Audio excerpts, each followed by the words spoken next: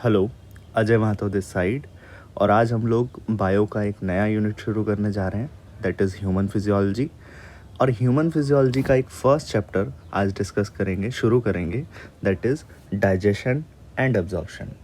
And the first thing is कि हम किन चीज़ों का डाइजेशन करते हैं। अब जो भी फूड हम इंटेक कर रहे हैं जिससे हमें नरिशमेंट मिल रहा है उसे हम क्या बोल रहे हैं, न्यूट्रिएंट्स, राइट। क्या बोला जा रहा है, न्यूट्रिएंट्स। अब ये न्यूट्रिएंट्स फॉर एग्ज़ाम्पल अगर हम ग्लूकोज लेते हैं या फ्रक्टोज लेते हैं तो डायरेक्टली वो अपटेक हो रहा है, उसमें हमें कोई भी प्रोसेसिंग की ज़रूरत नहीं है। लेकिन फॉर एग्ज़ाम्पल अगर हम किसी form of food, complex food substances को लेते हैं, for example a food which is made up of carbohydrate, fat, fibre, roughage या प्रोटीन या किसी कॉम्प्लेक्स बायोमोलिक्यूल का बना हुआ है, तो we need the process that is digestion, right, to make the complex food substance into simpler substances, है ना। तो अगर वो प्रोटीन, कार्बोहाइड्रेट या फैट का बना हुआ है तो we need to digest this further. लेकिन अब फॉर एग्जांपल हम मिनरल्स भी तो लेते हैं, विटामिन्स भी तो लेते हैं, वाटर भी ड्रिंक करते हैं, तो क्या हमें इनको डाइजेस्ट करने की ज़रूरत है? नहीं। ये जितनी भी चीज़ें हैं ये वैसा का वैसा ही हम अपटेक कर सकते हैं। We don't need any further digestion और any process to in uptake them, ठीक है, टू एब्जॉर्ब देम और टू यूटिलाइज देम। अब बात करते हैं, ये जो डाइजेशन और एब्जॉर्प्शन है ये कई प्रोसेसेस से होकर गुजरता है, चाहे वो अमीबा हो या ह्यूमन हो, सभी में ये प्रोसेस सेम देखने को मिलेगा आपको। थोड़ा बहुत डिफरेंस है। जैसे फॉर एग्जांपल मैं बात करता हूँ अमीबा की। तो अमीबा फॉर एग्जांपल ये अमीबा है और इसके यहाँ पर आपको एक फूड पार्टिकल दिखता है। आपको क्या देखने को मिलता है, ये अमीबा अपना शेप चेंज करेगा और धीरे धीरे धीरे धीरे धीरे धीरे ये इसकी बॉडी के अंदर, और इस प्रोसेस को क्या बोलते हो आप, फैगोसाइटोसिस बोलते हैं, है ना। और इसी फैगोसाइटोसिस की मदद से अमीबा ने इनटेक किया फूड का। वहीं अगर इस प्रोसेस को मैं उल्टा देखूं, यानी कि यहाँ फूड पार्टिकल इनटेक हुआ, अब ऐसा भी तो हो सकता है कि कुछ पार्टिकल्स ऐसे हो जो अमीबा ने एब्जॉर्ब कर लिए लेकिन उसके बाद भी बच गए, यानी कि वेस्ट प्रोडक्ट, तो उसको एक्सक्रीट आउट भी करेगा अमीबा। जब अमीबा इसको एक्सक्रीट आउट करने की कोशिश करेगा then some process is required and that is known as exocytosis. क्या बोल दिया इसे, exocytosis. Intake of food is endocytosis, intake of food is endocytosis, याद रखेंगे आप। और जब इसी फूड को मैं बाहर भेज रहा हूँ इसको क्या बोल दिया, एक्सोसाइटोसिस, ठीक। यानी कि सेल अगर कुछ खा रहा है तो सेल के अंदर आ रहा है, इसलिए इसे क्या बोल रहा है, एंडोसाइटोसिस। साइटोसिस आप ऐसे याद रख सकते हो, साइटो मतलब होता है साइटोप्लाज्म या सेल, तो सेल के अंदर कुछ चीज़ जा रही है उसे क्या बोल रहे हैं हम, एंडोसाइटोसिस। और इसी प्रोसेस को हम फैगोसाइटोसिस भी बोल रहे हैं क्योंकि फूड पार्टिकल अंदर जा रहा है। फैगो मतलब फूड पार्टिकल, फैगस। और एक्सोसाइटोसिस मतलब एक्सक्रीशन हो रहा है, एक्सो मतलब बाहर जा रहा है सेल के कुछ।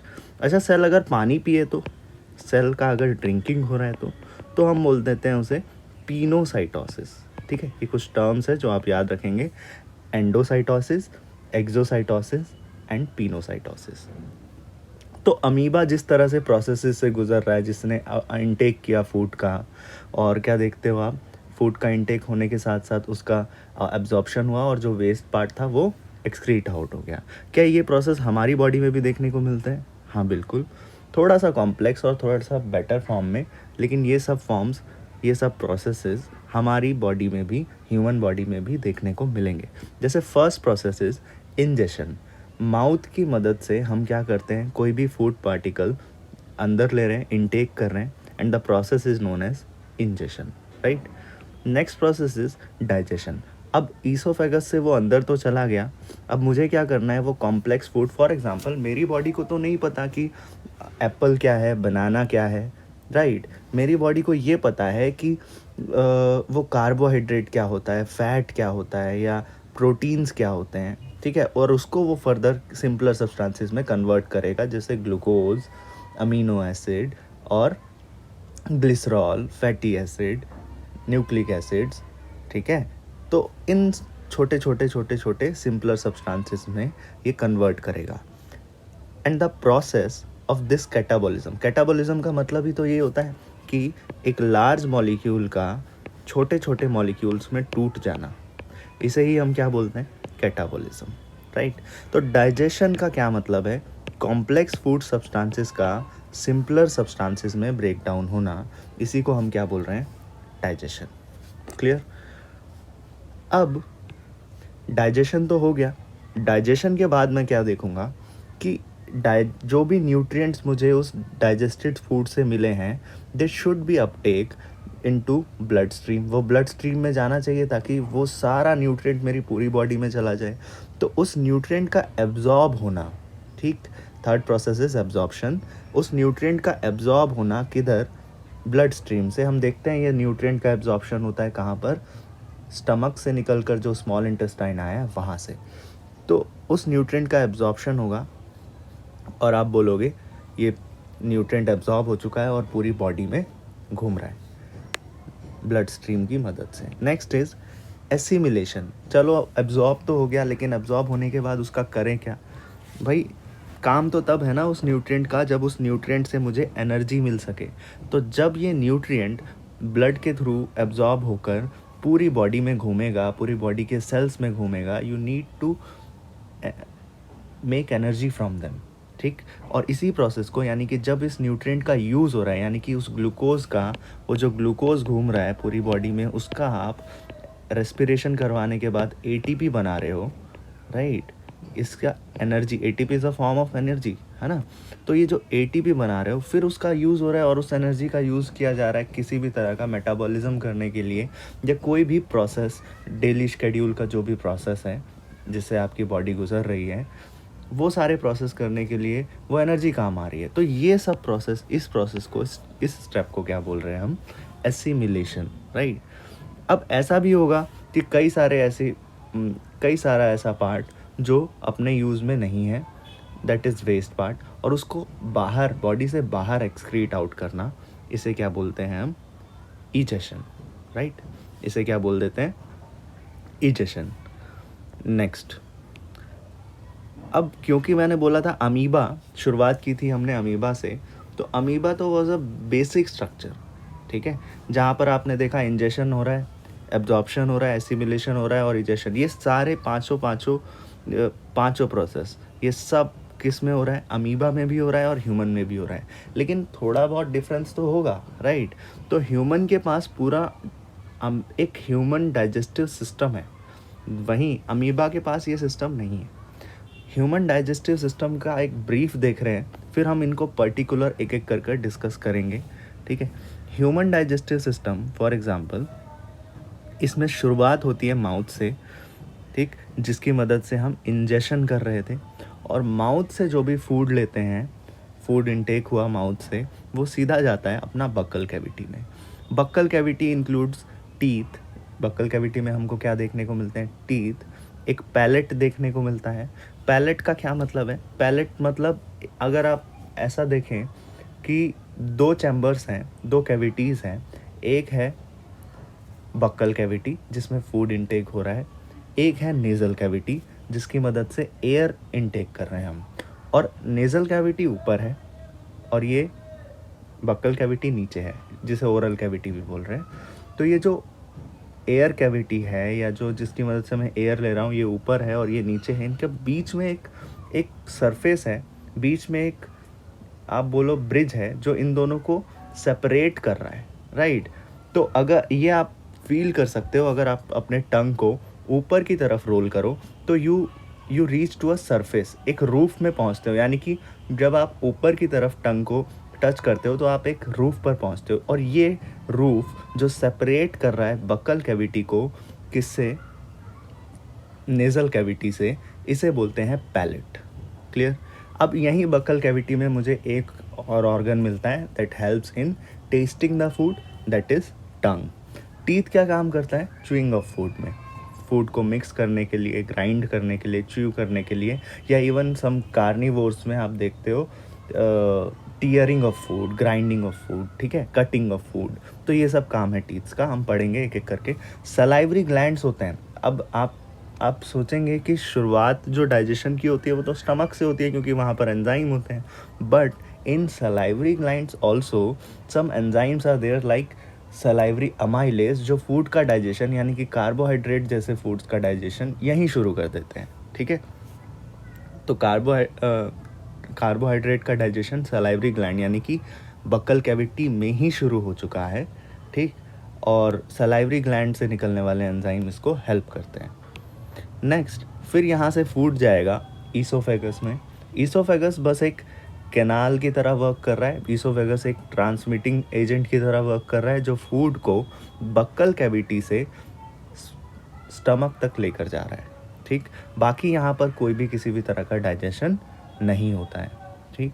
ये कनेक्ट कर रहा है बस बक्कल कैविटी को स्टमक से।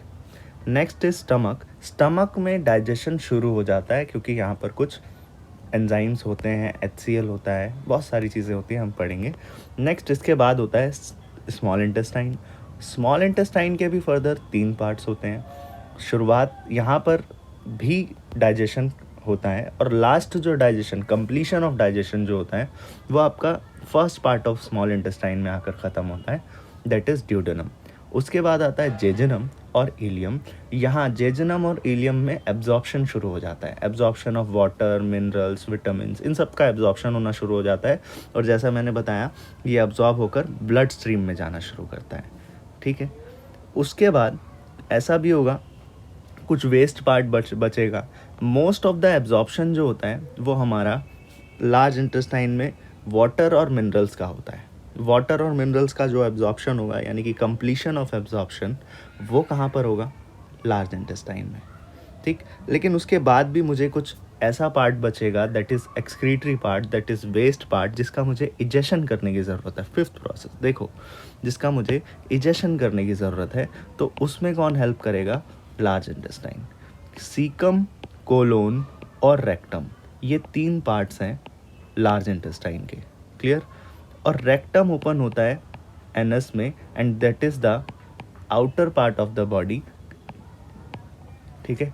ओपनिंग ऑफ द बॉडी, जहाँ opening of the digestive system, जहाँ से जो भी एक्सक्रीटरी प्रोडक्ट है वो रिलीज आउट होगा, इजेस्ट आउट होगा। ये कोलोन के भी फर्दर 3 पार्ट्स हैं, असेंडिंग कोलोन, ट्रांसवर्स कोलोन और डिसेंडिंग कोलोन, ठीक है। हम देखेंगे इसका डायग्राम भी। असेंडिंग कोलोन कैसा जा रहा है, असेंडिंग कोलोन ऐसा ऊपर की तरफ जा रहा है, ट्रांसवर्स कोलोन इस तरह से, और डिसेंडिंग कोलोन फिर नीचे आ रहा है, ठीक है। और डिसेंडिंग कोलोन को हम अक्सर देखेंगे आप सिग्मॉइड कोलोन भी बोलते हैं। असेंडिंग कोलोन को क्या बोला, सॉरी, ये जो डिसेंडिंग कोलोन है इसको सिग्मॉइड कोलोन भी बोलते हैं। अब सिग्मॉइड कोलोन इसलिए बोलते हैं क्योंकि ये थोड़ा सा कर्वी स्ट्रक्चर होता है, इसका कर्व जैसा होता है, राइट। तो इसे हम क्या बोल देते हैं, डिसेंडिंग कोलोन को हम सिग्मॉइड कोलोन भी बोलते हैं। अभी हमने क्या देखा, डाइजेशन एंड एब्जॉर्प्शन प्रोसेस शुरू हुआ, चैप्टर शुरू हुआ, जिसमें हमने पढ़ा कि ये जो न्यूट्रिएंट्स हैं ये प्रोटीन, कार्बोहाइड्रेट और फैट जैसे न्यूट्रिएंट्स, इनको डाइजेस्ट करने की ज़रूरत पड़ती है।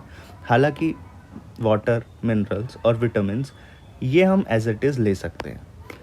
कुछ प्रोसेसेस हैं that we need to discuss further, but यहाँ पर बस एक इंट्रोडक्शन दिया है, that is ingestion, digestion, absorption, assimilation and egestion, ठीक। फिर हमने कुछ पार्ट्स, इस एलिमेंट्री कैनाल, ये एक आप अगर देखें तो ये एक ट्यूब जा रही है, ये एक कैनाल जा रही है, starts from mouth and ends up to the anus, और इस कैनाल को क्या बोलता हूँ मैं, एलिमेंट्री कैनाल, राइट। इस कैनाल को क्या बोल दिया हमने, एलिमेंट्री कैनाल, ठीक। चलो मूविंग फॉरवर्ड, तो अब हम डिस्कस करने जा रहे हैं कुछ टर्म्स। ये टर्म्स हैं एंटीरियर, सबसे पहले एंटीरियर, पोस्टीरियर, ठीक है। एंटीरियर जिसे वेंट्रल भी बोल देते हैं कई केसेस में, और पोस्टीरियर जिसे डॉर्सल भी कह देते हैं कुछ केसेस में। ये आगे बहुत काम आने वाले हैं इसलिए हम इसको डिस्कस कर रहे हैं अभी, राइट। जैसे फॉर एग्जांपल एक ह्यूमन लेकर चलता हूँ मैं, जो स्माइल कर रहा है इस तरह से, 2 लेग्स हैं, 2 हैंड्स हैं, और इधर एक बिल्ली है, ठीक, ये भी स्माइल कर रही है, ये इसका, ठीक, 4 लेग्स हैं, ये इसकी पूंछ। अब हुआ क्या, इसका सामने वाला पोर्शन यानी कि इसका एंटीरियर पोर्शन क्या नज़र आएगा, जिस तरफ इसका फेस है और जिस तरफ इसके हैंड, ये सब इसका बाहर आगे की साइड, इसे क्या बोल दिया मैंने, एंटीरियर पोर्शन। वहीं अब ये जो कैट है, कैट का एंटीरियर पोर्शन क्या नज़र आएगा मुझे, कैट का एंटीरियर पोर्शन ये है, और पोस्टीरियर जिधर इसकी पूंछ है, ठीक। और ह्यूमन में एंटीरियर कहाँ था, जिस तरफ इसका फेस है वो एंटीरियर, जिस तरफ इसका पीठ है वो उसका पोस्टीरियर हो गया, ठीक है। अब 2 टर्म्स और कंपेयर करना ह्यूमन को और इस बिल्ली को, कैसे, देखो 4 लेग्स हैं इसके, ये इसकी पूंछ है। अब हुआ क्या, मैं बोल रहा हूँ कि इसका डॉर्सल साइड कौन सा है, ह्यूमन का डॉर्सल का मतलब होता है पीछे, तो ह्यूमन का तो डॉर्सल साइड होगा जिस तरफ उसकी पीठ है, तो ह्यूमन का पोस्टीरियर बोल दूं या ह्यूमन का डॉर्सल साइड बोल दूं, एक ही बात है। और इसका, वहीं इस बिल्ली की बात कर रहे हैं, कैट की बात कर रहे हैं, तो इसका डॉर्सल साइड कहाँ था, इधर इसका पोस्टीरियर साइड कौन सा था, इसका पोस्टीरियर साइड था जिधर इसकी पूंछ है, और इसका डॉर्सल साइड कौन सा होगा, जिधर इसकी पीठ है। तो आप इन केस ऑफ 4 लेग्ड एनिमल, मैं क्या बताना चाह रहा था कि यहाँ पर जो 4 लेग्ड एनिमल है उसका डॉर्सल साइड अलग है और पोस्टीरियर साइड अलग है, लेकिन ह्यूमन की केस में पोस्टीरियर साइड भी पीछे ही है और डॉर्सल साइड भी पीछे ही है।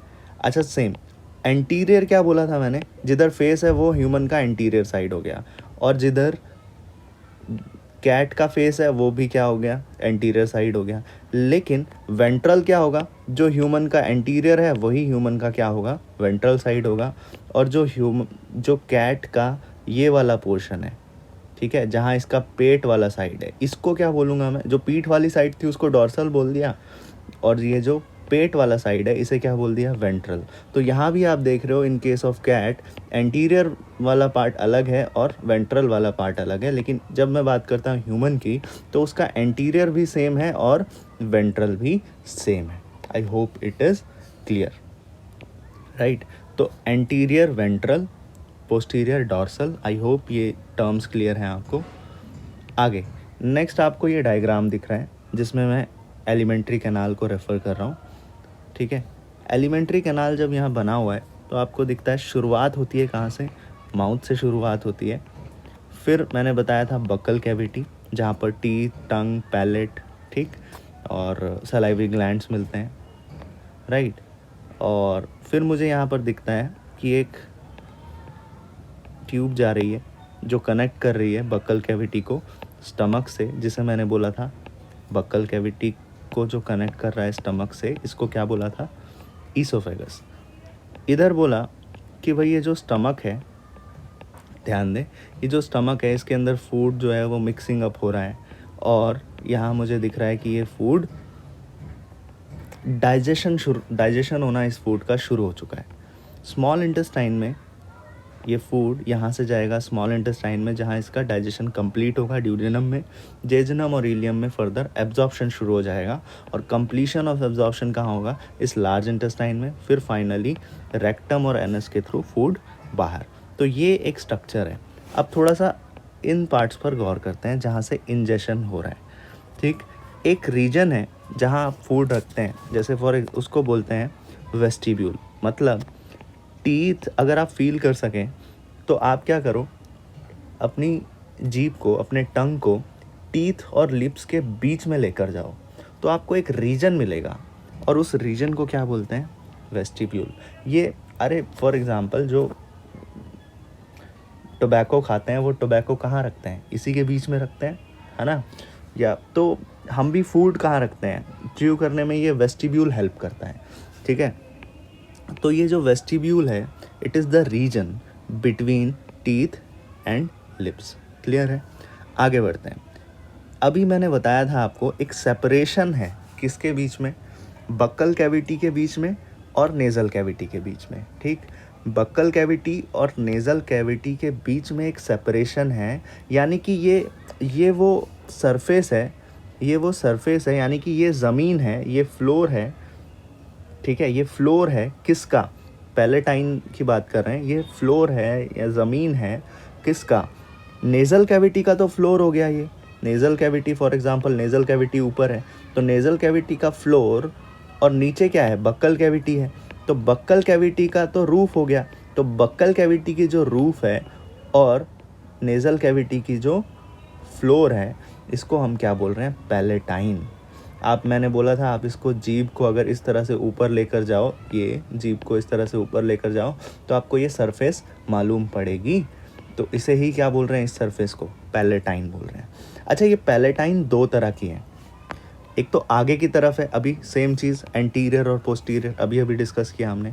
आगे की तरफ जो पैलेट है उसे बोल रहे हैं एंटीरियर पैलेट, और पीछे की तरफ जो पैलेट है उसे बोल रहे हैं पोस्टीरियर पैलेट। अब फॉर एग्जांपल ये है, ठीक। अब यहाँ आगे की तरफ जो पैलेट है, यहाँ पर है ना, ये तो ये वाला पैलेट है, ये है पैलेट जो कैविटी को सेपरेट कर रहा है, कैविटी को जो सेपरेट कर रहा है, बक्कल कैविटी को और नेज़ल कैविटी को जो सेपरेट कर रहा है वो क्या है? पैलेट है। जो आगे वाला साइड है, यहाँ पर आप जीभ से टच करके, यहाँ से जीभ ले जाओ ऊपर की तरफ, तो टीथ के ठीक पीछे आपको थोड़े रिजेस दिखेंगे, मतलब थोड़ा सा कर्व से दिखेंगे, है ना। फिर थोड़ा जीभ को पीछे की तरफ लेकर जाओ तो ये पोस्टीरियर वाला साइड जो पैलेट का है वो बिल्कुल सॉफ्ट दिखेगा। इधर तो दिख रहे थे मुझे कुछ कर्व्स दिख रहे हैं, ठीक है, फील कर पा रहे हो? इधर क्या है? इधर कुछ कर्व्स हैं और यहाँ पर इधर सॉफ्ट है। तो ये जो कर्व्स वाला एरिया है इसे क्या बोल दिया मैंने? एंटीरियर पैलेट या हार्ड पैलेट। आप फील कर सकते हो, शुरुआत वाला जो पोर्शन है वो क्या है? हार्ड पैलेट है, एंटीरियर पैलेट बोल दिया जिसे। वहीं जो पीछे वाला पोर्शन है वो क्या है? सॉफ्ट पैलेट है। ये हार्ड पैलेट क्यों है? ये हार्ड पैलेट इसलिए है क्योंकि अब देखो, हम लोग कार्निवोर ऑर्गेनिज्म से ही इवॉल्व हुए हैं, या जो शुरुआत में थे अर्ली मैन बोलते थे, वो लोग क्या करते थे? वो लोग शिकार करते थे माउथ से। या जो कार्निवोर एनिमल्स हैं वो, उनके पास हाथ तो होते नहीं हैं, तो वो किसी भी शिकार को पकड़ते हैं। मान लो दे आर प्रीडेटिंग द डियर, तो वो शिकार को कैसे पकड़ते हैं? माउथ से पकड़ते हैं। अब मान लो ये माउथ है, ठीक है, ये माउथ है। अब वो उन्होंने यहाँ पर दबोचा है किसको? डियर को। वो तो फिसल जाएगा अगर यहाँ पर कोई रिजेस नहीं होंगे। पकड़ बनाने के लिए, एक तरह की पकड़ बनाने के लिए यहाँ पर कुछ रिजेस होने चाहिए या नहीं होने चाहिए? पैलेटाइन में ऊपर की तरफ भी दिखेंगे और नीचे की तरफ भी दिखेंगे आपको। तो ये पैलेटाइन, अगर आप देखो इनको ग्रूव्स को, ये स्पेशलाइज्ड ग्रूव्स बने हुए हैं ताकि प्रे को इजीली पकड़ सके, दबोच सके मुंह में। तो ये बोल रहे हैं उसको क्या बोला हमने? पैलेटाइन रग। जिन रिजेस को बोल रहा था मैं, इसको क्या बोला? पैलेटाइन रग। और ये और ज़्यादा वेल डेवलप्ड होते हैं किसमें? कार्निवोर्स। अब आपको समझ आ रहा है कि ये कार्निवोर्स में इतने ज़्यादा वेल डेवलप्ड क्यों होते हैं। ये जो हार्ड पैलेट है ये सपोर्टेड है किसकी मदद से? ये हार्ड पैलेट सपोर्टेड है मैक्सिला बोन की मदद से। मैक्सिला बोन क्या होता है? अब आप देखते हैं हमारी जो दो जॉज हैं, एक ऊपर की तरफ जबड़ा है और एक नीचे की तरफ है। जो ऊपर वाला जो जबड़ा है, जो जॉ है, उसे बोलते हैं मैक्सिला बोन, और नीचे वाली जो मूवेबल बोन, जिसे बोलते हैं only movable bone in our skull. Only movable bone in our skull is what? Is mandible. तो मैंडिबल नीचे वाली बोन जो मूव कर पा रही है, और मैक्सिला जो मूव नहीं कर पा रही है, इसे हमने क्या बोल दिया? इसे हमने बोल दिया मैक्सिला। तो मैक्सिला में कुछ हार्ड पैलेट्स मिलते हैं, दैट इज़ एंटीरियर पैलेट, और यहाँ पर कुछ ग्रूव्स मिले जिसे मैंने बोला पैलेटाइन रग, that is well developed in carnivore. अब आते हैं पोस्टीरियर पैलेट जो कि सॉफ्ट है। अब सॉफ्ट पैलेट, यहाँ पर पीछे की साइड में सॉफ्ट पैलेट मिलता है, और वहाँ मुझे कुछ हैंगिंग पोर्शन दिखता है। जैसे आपने देखा होगा, विक्स की ऐड देखी होगी, है ना। तो विक्स की ऐड में देखो तो आपको घंटी सी लटकी हुई दिखती है, या कुछ ऑगी एंड द कॉकरोच या कोई कार्टून देखते हो, जब वो बड़ा सा मुंह खोलते हैं तब हमें क्या दिखता है? तब हमें दिखता है कि यार पीछे ना एक घंटी लटकी हुई है जो झूल रही है। उस पोर्शन को क्या बोल रहा है? हैंगिंग पोर्शन जो है सॉफ्ट पैलेट से ठीक पीछे एंटर करते हो तो वहाँ क्या मिल रहा है आपको? यूविला। यूविला का क्या काम है? अब यूविला का इसलिए काम है, देखो यहाँ मैंने बताया नेज़ल कैविटी से एयर जा रहा है, बक्कल कैविटी से क्या जा रहा है, बक्कल कैविटी से फूड जा रहा है। अब ये बक्कल कैविटी से जो फूड जा रहा है, इस फूड को अंदर की तरफ इंटरनल नेयर्स की तरफ ये ढकेलने में यूविला का बहुत इंपॉर्टेंट रोल है। ये हेल्प करता है, ये इंश्योर करता है कि फूड सिर्फ और सिर्फ किधर जाए, ईसोफेगस में जाए, ट्रैकिया में ना जाए। ठीक है। एक और चीज़ होती है यहाँ पर एपिग्लॉटिस, दैट ऑल्सो हेल्प्स, वो हम पढ़ेंगे। यूविला समझ आया? तो uvula is closing the internal layers, ताकि बॉडी जब फूड जो इधर ट्रैकिया में जा रहा है वो क्लोज हो चुका है अभी, और सारा का सारा फूड जो जा रहा है वो किधर जा रहा है, वो सारा का सारा फूड किधर जा रहा है, वो सारा फूड जा रहा है अपना ईसोफेगस में। ठीक, ट्रैकिया में कुछ नहीं जा रहा है, विंड पाइप में कुछ नहीं जा रहा है। ठीक है, तो ये बताया मैंने पोस्टीरियर पैलेट, जिसे सॉफ्ट पैलेट भी बोलते हैं, कंटेन्स यूविला। अच्छा, हम बोलते हैं ना कि टंग के पास, टंग का काम होता है टेस्ट करना, tongue helps in tasting the food, but palate जो है ना, जो हमने अभी डिस्कस किया, एंटीरियर पैलेट, पोस्टीरियर पैलेट, इनके पास भी टेस्ट बर्ड्स होते हैं, राइट? इनके पास भी टेस्ट बर्ड्स होते हैं, सिर्फ टंग के पास नहीं होते। तो लिखा है कि taste buds are also present on these palate, right? अब हम डिस्कस कर रहे हैं कि ये जो टीथ्स होते हैं, ध्यान दो, ये जो टीथ्स हैं, ये आप देखते हो हमारे पास, अपने पास बक्कल कैविटी में टीथ्स हैं, और एक मैच्योर इंडिविजुअल के पास टोटल कितने टीथ्स होते हैं? बोलते हैं मैच्योर इंडिविजुअल के पास 32 टीथ्स हैं। और यही 32 टीथ्स को सेपरेट करने के लिए हमने एक फार्मूला बनाया है, दैट इज़ डेंटल फार्मूला। 4 तरह के टीथ हैं अपने पास, ठीक है? 4 तरह के कौन से टीथ्स हैं? इंसीजर्स, कैनाइन, प्रीमोलर्स, ठीक है, और मोलर। इंसीजर कौन से? जो आगे की तरफ जो दिख रहे हैं उसे क्या बोल दिया मैंने? इंसीजर, ठीक। और उसके बाद जो नुकीले से दिख रहे हैं मुझे, that is helping in carnivores में, जो बहुत हेल्प करते हैं, जो शिकार को पकड़ने के लिए, प्रे को पकड़ने के लिए, कैनाइन। फिर आगे जो ग्राइंडिंग में हेल्प करते हैं, प्रीमोलर और मोलर। तो मैंने इतना सा पोर्शन अगर मैं देख रहा हूँ, तो इस पोर्शन को मैं क्या करता हूँ, इस पोर्शन से ICPM यानी कि इंसीजर, कैनाइन, प्रीमोलर और मोलर, इसको मैं डिवाइड कर देता हूँ, ठीक है, इसको मैं डिवाइड कर देता हूँ, और मुझे एक डेंटल फार्मूला मिलता है। कैसे? कि इंसीजर कितने हैं एक साइड में, इस इतने से पोर्शन में इंसीजर कितने मिलते हैं मुझे? 2। फिर कैनाइन कितना मिलता है? 1। प्रीमोलर कितना मिलता है? 2। और फिर मोलर कितने मिलते हैं? 3। ऐसे ही ये मान लो अपर जॉ है, ये क्या है?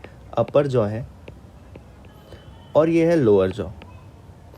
तो लोअर जॉ में भी क्या देखता हूँ मैं, यहाँ से फिर अंदर की तरफ molar, premolar, molar 3, premolar 2, canine 1, एक ही नुकीला दांत होता है, और इंसीजर 2।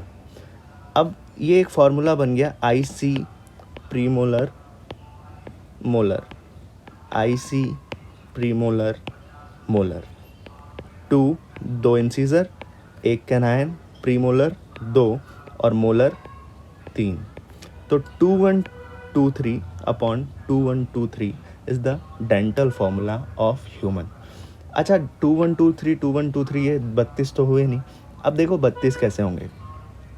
2, फॉर एग्जांपल इसको काउंट करते हैं, 3 + 2 5, 5 + 1 6, 6 + 2 8, टोटल 8 टीथ मुझे यहाँ मिले।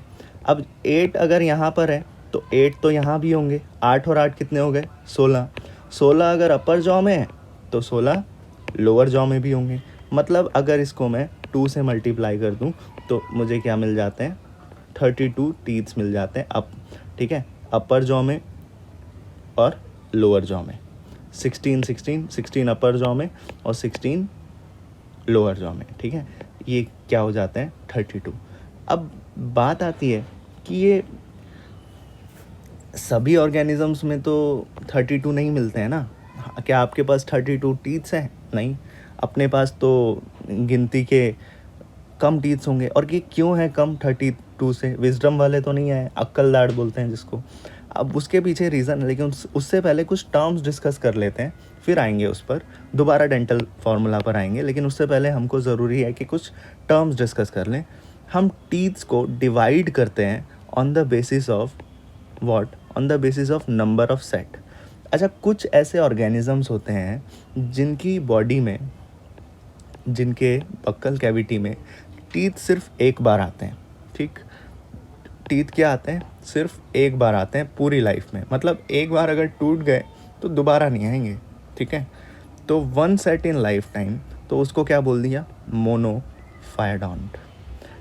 ऐसे ऑर्गेनिज्म जिनकी पूरी लाइफ में एक बार टीथ आएंगे उनको क्या बोल दिया, monophyodont. Example is whale. Whale की पूरी लाइफ में एक सेट टीथ आएगा। अब सवाल ये आता है, आपसे क्वेश्चन करेगा कि अगर मान लो उनकी बॉडी में ये जो टीथ्स हैं, एक पूरी लाइफ में एक बार टीथ आते हैं, तो अनफॉर्चुनेटली अगर टूट गए फिर क्या, फिर कैसे वो फर्दर लाइफ गुजारेंगे। तो your answer should be is, उनके फेरिंग्स के तरफ अंदर जाकर कुछ नेट बना हुआ होता है, ठीक है, कुछ नेट इस तरह से बना हुआ होता है जिसमें, और वो बहुत हैवी अमाउंट ऑफ क्या करते हैं, वाटर इनटेक करते हैं। Well is great, right. Well तो बहुत बड़ा ऑर्गेनिज्म है ना, बहुत बड़ा मैमल है, तो वो बहुत heavy amount of water intake करते हैं। तो देखते हो आप कि वो जो फूड उन्होंने इनटेक किया वो सब उस जाले में फंस जाते हैं, और फिर वाटर की मदद से, और वो जो एंजाइम वो सिक्रीट कर रहा है उसकी मदद से वो वाटर घुलना शुरू हो जाता है। तो इनकी वेल के पास जो टीथ प्रेजेंट भी है ना, वो च्यूइंग या आप देख रहे हो ग्राइंडिंग या किसी भी कटिंग ऑफ फूड में काम नहीं आ रहे हैं, ठीक है। तो वो अगर टूट भी जाते हैं तो दे doesn't care about it, they don't care about it. तो यही इसीलिए मैंने बोला कि मोनोफायडोंट आर और दोज ऑर्गेनिज्म जिनमें one set in life time आता है, जैसे वेल। अच्छा, डायफायडोंट क्या है फिर? डायफायडोंट वो हैं जिनकी लाइफ में सिर्फ 2 बार टीथ्स आते हैं, ठीक है, 2 सेट्स इन लाइफ टाइम, जैसे कि ह्यूमन। बोलते हैं ना, एक तो दूध के दांत आते हैं और वो टूट जाते हैं, फिर हमारे पक्के वाले दांत आते हैं, यानी कि एक टेम्परेरी टीथ आते हैं, और टेम्परेरी टीथ जब टूट जाते हैं तो फिर परमानेंट टीथ्स आते हैं, ठीक है। लेकिन कुछ ऐसे ऑर्गेनिज्म भी होते हैं जिनके बार बार आते रहते हैं, मतलब many sets in life time, यानी कि एक बार टूट गया, दूसरी बार भी आ सकता है, तीसरी बार, कितनी भी बार आ सकते हैं। तो इनको को क्या बोलते हैं, पॉलीफायडोंट, ठीक है, polyphyodont, many sets in lifetime, for example fishes and reptiles. Clear? तो हमें एक टर्म मिला कि ह्यूमन क्या है, डायफायडोंट होते हैं। I hope the term is clear, diphyodont क्या होता है। इसी तरह से टीथ्स को हम डिवाइड करते हैं, डिफ्रेंशिएट कर देते हैं on the basis of shape and size. यहाँ पर जो डिफ्रेंशिएशन किया था मोनोफायडोंट, डायफायडोंट और पॉलीफायडोंट में, ये इस बेसिस पर किया था कि पूरी लाइफ टाइम में कितने नंबर ऑफ सेट्स किसी भी ऑर्गेनिज्म में टीथ के आ रहे हैं। अगर एक बार आ रहा है तो मोनो, 2 बार आया तो डाई, और बहुत बार आ रहा है तो पॉली। लेकिन यहाँ पर मैं शेप और साइज़ के बेसिस पर डिस्टिंग्विश कर रहा हूँ। अच्छा, शेप और साइज़ के बेसिस पर अगर डिस्टिंग्विश कर रहे हैं तो देखो, होमोडोंट और हेटेरोडोंट। होमोडोंट का क्या मतलब है? होमोडोंट का मतलब है, सुनिए, होमोडोंट का मतलब है, फॉर एग्जांपल टीथ के ना सारे के सारे टीथ जो हैं वो एक जैसे हैं, मतलब आई कांट डिफ्रेंशिएट और डिस्टिंग्विश बिटवीन देम, यानी कि वहाँ मुझे शेप में और साइज़ में कोई डिफरेंस ही नहीं है, सारे एक जैसे हैं।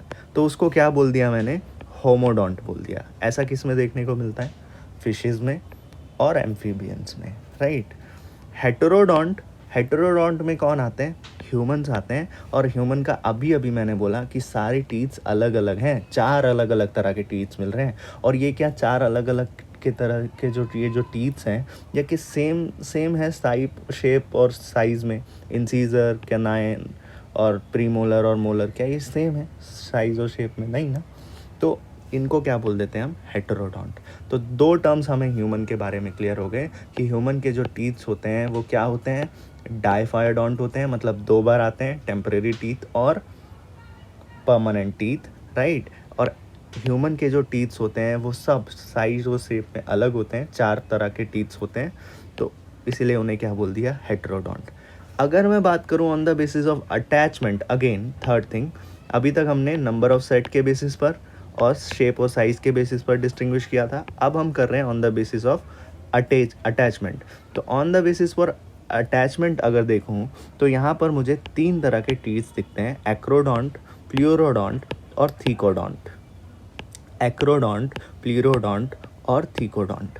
ये जो एक्रोडोंट है ये ज़्यादा बहुत ही फर्मली और अटैच्ड है, किससे, क्रेस्ट ऑफ बोन से। जो टीथ्स हैं वो बहुत ही फर्मली अटैच्ड हैं, किससे, क्रेस्ट ऑफ बोन से, यानी कि बहुत ज़्यादा टाइटली अटैच्ड नहीं है। अगर मैं इनको क्या करूं, अगर मैं ये बोलूं कि अगर ये बहुत ही हैवी और बहुत ही तेज़ पकड़ अगर बनाते हैं किसी प्रे पर तो वो टूट भी जाते हैं बहुत जल्दी। और इसीलिए मैं देखता हूँ ऐसे ऑर्गेनिज्म जो एक्रोडोंट होते हैं या ऐसे ऑर्गेनिज्म जो प्लूरोडोंट होते हैं वो जनरली पॉलीफायडोंट होते हैं। भाई ये जो स्नेक है ये क्या करेगा, रैट पकड़ेगा एज प्रे, तो मान लो बहुत तेज़ पकड़ लिया और वो भागने की कोशिश कर रहा है, तो इसका तो एक्रोडोंट टीथ है, यानी कि सिर्फ क्रेस्ट ऑफ बोन से जुड़ा हुआ है, वो तो टूट जाएगा। ठीक है, अब ऐसे में तो खोखला हो जाएगा ये तो टीथ, सारे के सारे टूट जाएंगे स्नेक, फिर वो कैसे प्रे पकड़ेगा। इसलिए जनरली हम देखते हैं ये जो स्नेक्स होते हैं या जो एक्रोडोंट स्पीशीज़ होते हैं, दीज आर पॉलीफायडोंट। ठीक है, प्लूरोडोंट, इनका क्या है, ये उतना भी ज़्यादा मीडियन है, मतलब attach to the median side of bone, मतलब ऐसा नहीं कि बिल्कुल लगे ही हुए हैं, ठीक है, और ऐसा भी नहीं है कि बहुत फर्मली अटैच्ड है, तो मीडियन साइड ऑफ बोन से अटैच्ड होते हैं, for example lizard. Next is thecodont, they are closely attached, tightly attached to the bony socket, ठीक है, जैसे ह्यूमन में देखने को मिलता है और एलिगेटर, क्रोकोडाइल, इनमें भी देखने को मिलता है। ठीक है, तो थीकोडोंट क्या है, they are attached, teeths are attached to the bony socket. ठीक है, example are human and alligator. अब क्वेश्चन आपसे पूछा जाता है कि एल्वियोलस क्या होता है, ध्यान से सुने, ये जो सॉकेट होता है ना, बोनी सॉकेट, जिससे ये टीथ अटैच्ड हैं, इन्हीं को बोलते हैं एल्वियोलस। ठीक है, अब नीट में एक क्वेश्चन आया था, पूछते हैं कि एल्वियोलस जब भी हम सोचते हैं ना, अब देखो एल्वियोलस एक ऐसा वर्ड है जो एल्वियोलाई से रिलेट करता है, तो एल्वियोलस जहाँ दिखा हम बोलते हैं भाई एल्वियोलस तो रेस्पिरेटरी सिस्टम का पार्ट है, नहीं, ये जो बोनी सॉकेट है ना, इसको भी एल्वियोलस बोलते हैं। ठीक है, अब अगर आपसे पूछे कि 4 ऑप्शन दे दिया, बोल दिया कि alveolus is related with what, lungs, ठीक है, लीवर, टीथ्स और टंग या कुछ भी, तो मोस्ट ऑफ द जो लोग होंगे वो आंसर लंग्स कर सकते हैं, बट आंसर इज टीथ। ठीक है, एल्वियोलस। तो 3 टर्म्स आप ह्यूमन के बारे में बता सकते हैं, कि टीथ्स के बारे में बता सकते हैं कि ह्यूमन के टीथ्स कैसे होते हैं, डाइफाइडोंट होते हैं, 2 बार आते हैं, हेटेरोडोंट होते हैं, अलग अलग तरह के 4 तरह के होते हैं, थीकोडोंट होते हैं, मतलब they are attach to the bony socket, right. अब सुनेंगे आगे, तो ध्यान देते हैं, मैंने बताया आपको कि ह्यूमन के जो टीथ्स होते हैं वो हेटेरोडोंट होते हैं, मतलब 2 बार आते हैं। एक शुरुआत में क्या होते हैं, दूध के दांत, जिन्हें हम बोलते हैं टेम्परेरी टीथ, और बाद में क्या आता है, परमानेंट टीथ। टेम्परेरी टीथ और परमानेंट टीथ में क्या डिफरेंस है, ये जो शुरुआत में जो टेम्परेरी टीथ है ना, उसके पास अगर आप यहाँ देखो 2, 1, तो इंसीजर और कैनाइन तो सेम है, लेकिन जो टेम्परेरी टीथ है उसमें, टेम्परेरी टीथ में अपने पास प्रीमोलर नहीं आए हैं, तो जो टेम्परेरी टीथ हैं उनमें प्रीमोलर नहीं होते हैं, राइट। अच्छा, प्रीमोलर नहीं होते हैं, ओके। अब एक बात समझते हैं, प्रीमोलर नहीं है, एक और चीज़ नहीं है, और वो क्या है, मोलर। यहाँ आप देखो, अगर परमानेंट टीथ में तो मोलर कितने हैं, 3, और टेम्परेरी टीथ में मोलर कितने हैं, 2। समझ आया। तो यहाँ पर टेम्परेरी टीथ में सिर्फ और सिर्फ एक ही मोलर है, एक मोलर कम है, मतलब 2 मोलर है यहाँ पर, और यहाँ पर 3 मोलर है। ठीक है, अब टोटल काउंट अगर आप देखो यहाँ से, तो यहाँ टोटल कितने होंगे, 3 + 2 5 5 5 × 2 10 ऊपर और 10 नीचे, ठीक है, 10 ऊपर और 10 नीचे। अब आपसे यहाँ पर भी क्वेश्चन नीट में जो पूछा गया था वो क्या पूछ सकते हैं आपसे कि कौन कौन से ऐसे टीथ्स होते हैं जो मोनोफायरडोंट होते हैं इन केस ऑफ ह्यूमन। अब आपका दिमाग लगेगा भैया आपने तो बताया था अभी कि ये जो टीथ्स होते हैं ह्यूमन में वो तो डायफायरडोंट होते हैं, मोनोफायरडोंट कैसे। अरे भाई देखो, कुछ टीथ्स ऐसे हैं जो ह्यूमन में पहली बार आ रहे हैं, जैसे कौन से, प्रीमोलर। प्रीमोलर क्या 2 बार आ रहे हैं? नहीं, प्रीमोलर सिर्फ और सिर्फ 1 बार आ रहे हैं और वो भी परमानेंट टीथ में मौजूद हैं। और मोलर का एक वाला पार्ट, ये देखो लास्ट वाले जो मोलर्स हैं ये भी एक ही बार आ रहे हैं। आ रहे हैं या नहीं आ रहे हैं? जो टेम्पररी में नहीं है लेकिन परमानेंट में है, तो इनको क्या बोल दूंगा मैं, मोनोफायरडोंट बोलूँगा या नहीं बोलूँगा। तो आपको अगर पूछा जाता है कि कौन से टीथ्स आते हैं, कौन से टीथ्स जनरली मोनोफायरडोंट होते हैं, तो आपका आंसर क्या होना चाहिए, प्रीमोलर और मोलर। अब आपसे क्वेश्चन ये कर जाए कि बताओ कितने टीथ्स ऐसे होते हैं जो कितने नंबर ऑफ टीथ्स ऐसे होते हैं जो मोनोफायरडोंट होते हैं, तो फिर क्या बोलोगे, मोनोफायरडोंट कितने होते हैं, यहाँ 2 यहाँ, ठीक है, 2 यहाँ, तो 2 को आप मल्टीप्लाई कर दो किससे, 2 ऊपर, ठीक है, यानी कि 4 और 4, ठीक है, 8 प्लस 2 ऊपर, ठीक है, 2 मोलर ऊपर आएंगे, 2 मोलर नीचे आएंगे, तो टोटल कितने हो गए ये, 4 और 2 6 ऊपर और 6 नीचे, यानी कि 12 ऐसे टीथ्स होते हैं अपने पास जो क्या होते हैं, मोनोफायरडोंट। ये इधर से भी पता चल रहा है, आप परमानेंट टीथ को माइनस कर दो टेम्पररी टीथ से तो 12 ही आंसर आ रहा है। इसका मतलब कि 12 नए टीथ्स आ रहे हैं, और 12 नए टीथ्स आ रहे हैं जो टेम्पररी के पास नहीं थे, तो वो क्या हुए, मोनोफायरडोंट ही हुए, है या नहीं है। अच्छा, अब एक बात समझो, ये जो मैंने बताया ये जो परमानेंट टीथ्स हैं उसमें से ये जो लास्ट वाला टीथ है ना, मोलर वाला, लास्ट वाला देखो, जो इसके पास टेम्पररी टीथ के पास नहीं है और परमानेंट टीथ के पास है, तो ये जो मोलर इसको बोल रहे हैं, इसको हम क्या बोल देते हैं, इसे हम नाम दे देते हैं अपना विजडम टीथ, अक्कल दाढ़ बोलते हैं, है ना, विजडम टीथ। ये कब आता है, ये 18 ईयर्स के बाद नज़र आता है, ठीक है, ये कब आता है, 18 ईयर्स के बाद देखने को मिलता है।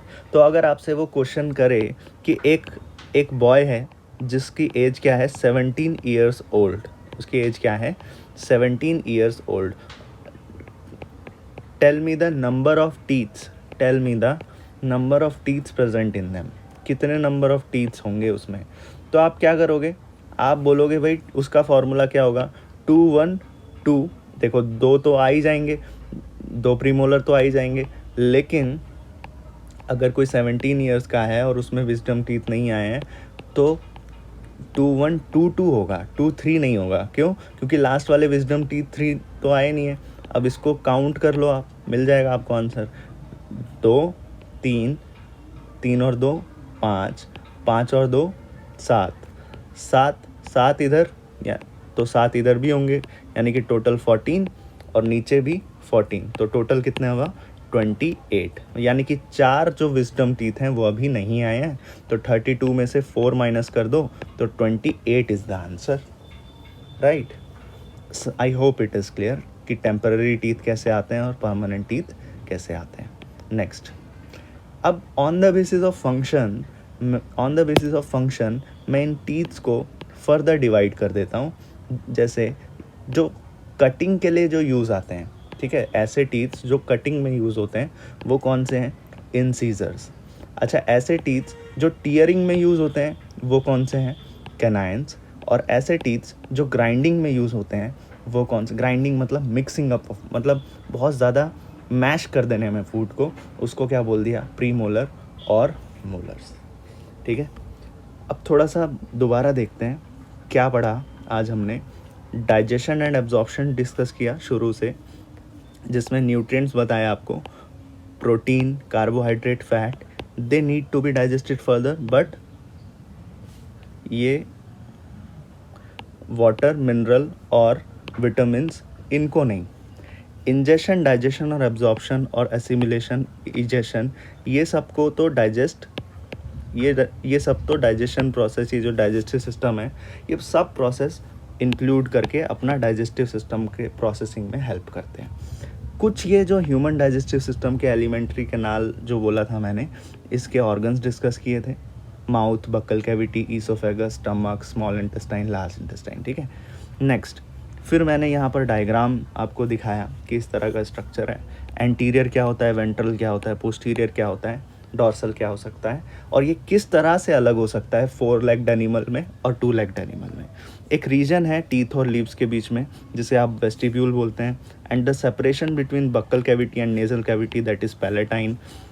आगे की तरफ जो हार्ड पैलेट है उसे एंटीरियर पैलेट बोल रहे हैं, पीछे की तरफ सॉफ्ट पैलेट जिसे पोस्टीरियर पैलेट बोल रहे हैं, जो एंड होता है यूविला में, जिसका काम है फूड को ईसोफेगस की तरफ धकेलना। यहाँ पर जो ग्रूव्स होते हैं या जो रग्स होते हैं उसे बोलते हो आप पैलेटाइन रग, which is well developed in carnivores. फिर कुछ सेपरेशंस बताए मैंने। टीथ्स, डेंटल फॉर्मूला क्या है परमानेंट टीथ का, 2123 upon 2123 multiplied by 2। On the basis of number of set, teeth are differentiated into monophyodont, diphyodont and polyphyodont. On the basis of shape and size, homodont and heterodont. On the basis of arrangement और attachment, acrodont, pleurodont और thecodont. आपको याद ये रखना है कि human का कैसा है, डायफायडोंट है, हेटेरोडोंट है और थीकोडोंट है, राइट। और टेम्पररी टीथ और परमानेंट टीथ में किस किस तरह से डिफ्रेंशिएट कर सकते हैं आप, and what is the formula of temporary teeth and what is the formula of permanent teeth, right. On the basis of function, cutting, tearing and grinding, आपने इंसीजर, कैनाइन और प्रीमोलर और मोलर में भी separation देखा। तो ये थी आज की class. I hope it is clear. इस तरह से कथा समाप्त करते हैं, मिलते हैं नेक्स्ट क्लास में। राधे राधे।